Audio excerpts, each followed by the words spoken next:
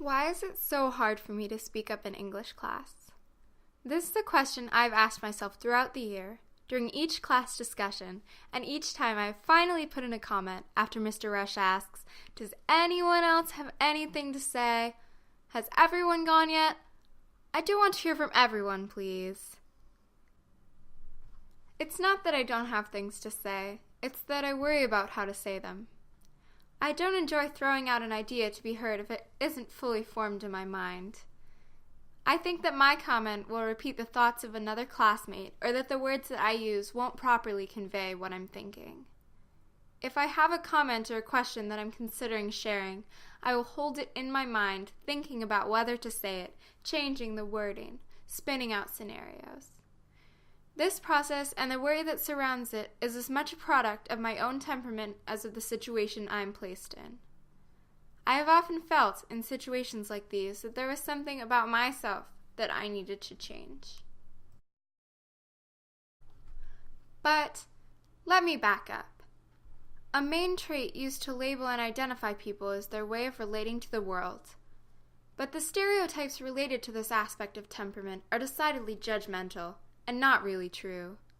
When you think of an extrovert, what words come to mind? Maybe outgoing, gregarious, exciting, happy, sociable, people-friendly, successful. Like a salesperson, for example. And for an introvert, shy, quiet, isolated, bookish, socially awkward, passive. You will notice that the words above for extroverts are mostly positive, whereas the descriptions of an introvert all have negative connotations. There are in fact many different schools of thought regarding these two groups and varying definitions. One that is most accepted is that extroverts gain energy from social interaction, whereas introverts recharge by spending time alone. This does not mean that introverts dislike social interaction, only that it tires them out and can be overwhelming. The Western world has a culture that strongly values extroverted personality traits and diminishes the value of introverts in a society. This leads to the common belief that the path to success is to be the most social, the most involved, the most outgoing. This is also where the notion of group discussions and group work comes from.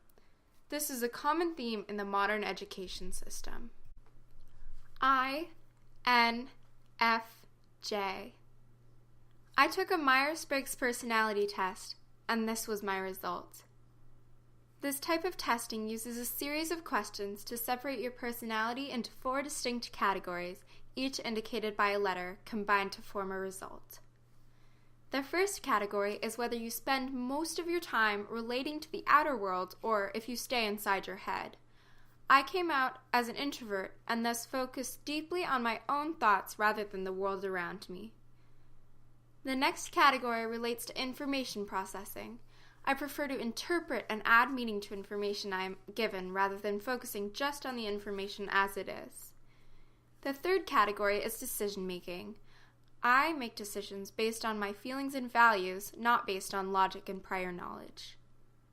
The fourth category is how I deal with structure in the outside world. I prefer to be organized and to plan rather than to be spontaneous. Each of these categories has a specific meaning and shapes who I am, but I want to focus on introversion because it applies to the broadest number of people.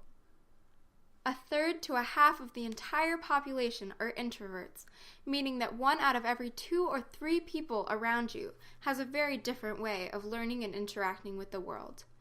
This likely comes as a surprise, in the same way that the fact that I am introverted is probably causing many people in this room a lot of confusion. But, Emily, you're always so happy.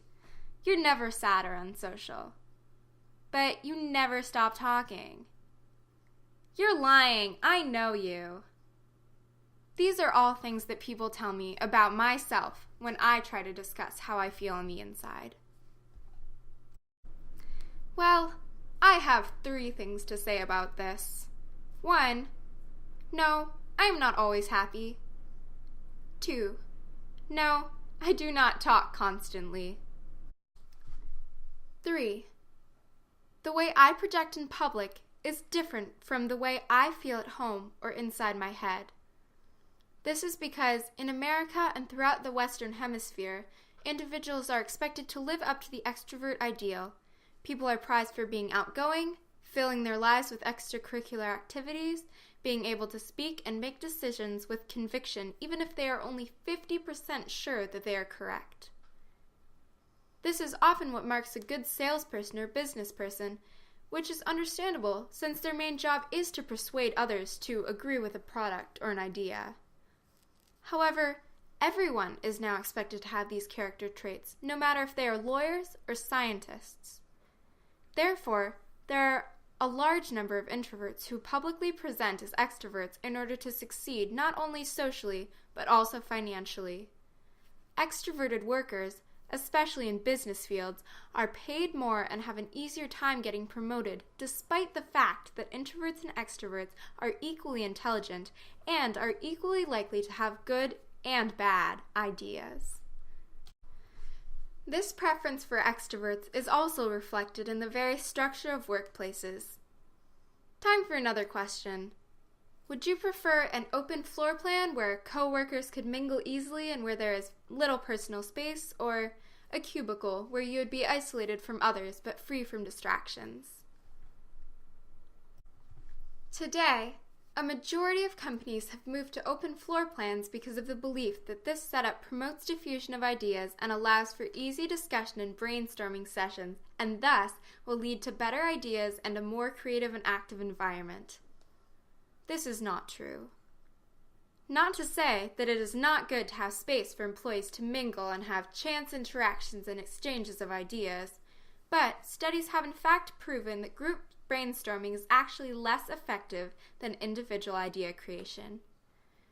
Brainstormers believe that their group is coming up with many more ideas than if they had worked individually, but in fact, a number of individuals working alone to create ideas are able to come up with far more ideas in total than the same number of people working collectively. There are several reasons for this, one being that despite the any idea is fine, quantity over quality mentality designed to remove social boundaries to creativity, these boundaries are still in fact quite rigidly in place.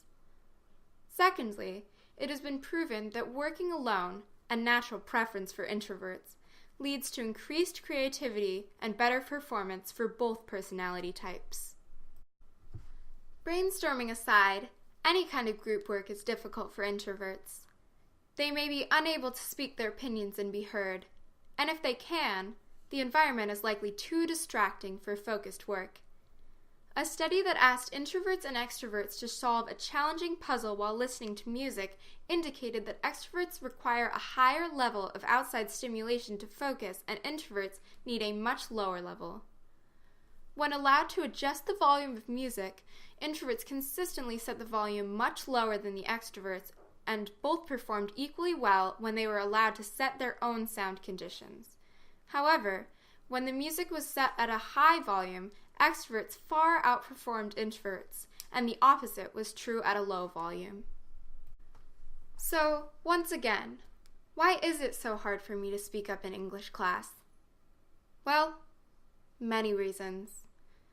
Because there is a lot going on and I'm expending energy listening to what my classmates are saying, and there's just too much activity for me to focus. Because I am not able to think creatively in this situation. Because I feel most comfortable if I have planned what I will say ahead of time, which is clearly not an option in an impromptu discussion. And as much as I need to stretch to fit a more extrovert-oriented learning system, schools across the country make no effort to help extroverts push beyond their comfort levels and to listen rather than talk. Because no one is 100% extroverted or 100% introverted, if there were either, they would be clinically insane. Extroverts can benefit from introverted styles of learning as well. Schools are working to change in order to help those who struggle in school, but the large percentage of kids who are introverts will simply feel even more isolated and disconnected from their peers and teachers if group work is the main form. I should not have to suppress and hide my natural temperament. The society I live in should not lead me to feel this way. But this is why it is so hard for me to share my ideas not only in English class, but in all different parts of society.